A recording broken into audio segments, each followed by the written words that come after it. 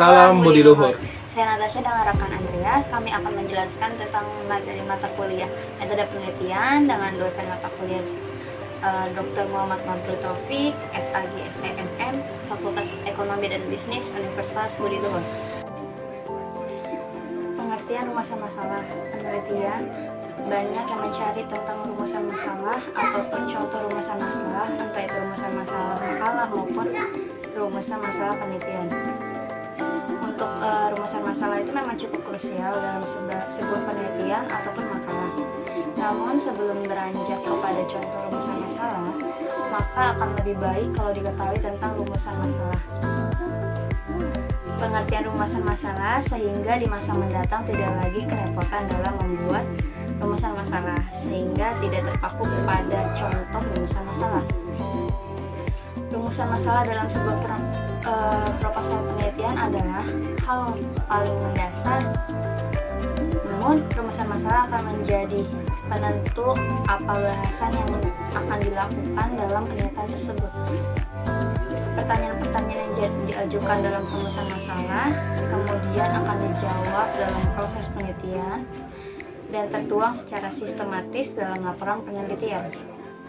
Sebuah bahasan dalam laporan penelitian termasuk juga semua bahasan mengenai kerangka teori dan metodologi yang digunakan. Semuanya mengacu pada perumusan masalah. Oleh karena itu, ia menjadi titik sentral dan disinilah fokus utama yang akan menentukan arah penelitian menurut Dian Rizal pada tahun 2012. Ada beberapa ahli mendefinisikan tentang rumusan masalah. Di antaranya, menurut Pariata Westra, itu adalah suatu masalah yang terjadi apabila seseorang berusaha mencoba suatu tujuan atau percobaannya yang pertama untuk mencapai tujuan itu sehingga berhasil. Lalu menurut Sutrisno Hadi, masalah adalah kejadian yang menimbulkan pertanyaan kenapa dan kenapa. Rumusan masalah itu merupakan suatu pertanyaan yang akan dicari jawabannya melalui pengumpulan data. Bentuk-bentuk rumusan masalah penelitian ini berdasarkan penilaian menurut tingkat eksplanasi menurut Sugiono. Seperti telah dikemukakan bahwa rumusan masalah itu merupakan suatu pertanyaan yang akan dicari jawabannya melalui pengumpulan data. Bentuk-bentuk rumusan masalah penelitian ini dikembangkan berdasarkan penelitian menurut tingkat eksplanasi. Bentuk masalah dapat dikelompokkan ke dalam bentuk deskriptif, komparatif, dan asosiatif.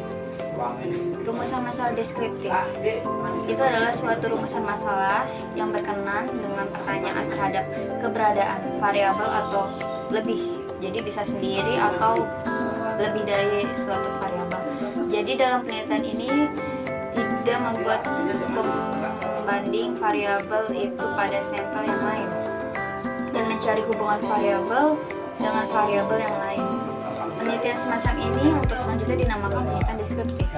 Lalu rumusan masalah komparatif itu adalah rumusan masalah penelitian yang membandingkan keberadaan suatu variabel atau lebih pada dua atau lebih sampel yang berbeda atau pada waktu yang berbeda. Rumusan masalah asosiatif. Rumusan masalah asosiatif adalah rumusan masalah penelitian yang bersifat menanyakan hubungan antara dua variabel atau lebih. Nah, di sini saya akan menjelaskan selanjutnya rumusan masalah dapat berupa pernyataan ataupun pertanyaan. Merumuskan masalah penelitian dapat dilakukan dalam bentuk pernyataan atau problema statement dan juga dalam pertanyaan atau research question. Beberapa hal yang mesti diperhatikan dalam perumusan masalah, yaitu pertama, dirumuskannya secara luas dan jelas. Kedua, menggunakan kalimat tanya dengan mengajukan alternatif tindakan yang akan dilakukan. Ketiga, dapat diuji secara empiris. Keempat, mengandung deskripsi tentang kenyataan yang ada dan keadaan yang diinginkan. Kelima, disusun dalam bahasa yang jelas dan singkat. Keenam, jelas cangkupannya. Ketujuh, memungkinkan untuk dijawab dengan mempergunakan metode atau teknik tertentu. beberapa yang saya sebutkan tadi itu adalah menurut Rakim tahun 2008, dan dia memberikan tambahan tentang batasan dan lahan permasalahan. Pertama, spesifik hanya pada variabel yang diselidiki dalam bentuk deskripsi operasional. Kedua, argumen yang logika mengapa pembatasan harus rasional. Ketiga, rumusan alasan yang ditetapkan pada variabel yang tepat dan sesuai dengan sejarah permasalahan. Bentuk pertanyaan penelitian yang baik atau good research question. Pertama, ada fleksibel. Itu artinya jawaban pertanyaan harus merujuk pada sumber yang pasti atau nyata, jelas, dan efisien. Kedua, clarity. Mengembangkan persepsi dan konsepsi yang sama untuk semua pembaca. Ketiga, significance. Itu adalah kontribusi pengembangan ilmu pengetahuan dan pemecahan masalah. Keempat, etnik. Tidak berhubungan dengan suku, moral, kepercayaan, nilai-nilai, dan agama. Demikian materi yang dapat kami sampaikan. Semoga bermanfaat. Terima kasih.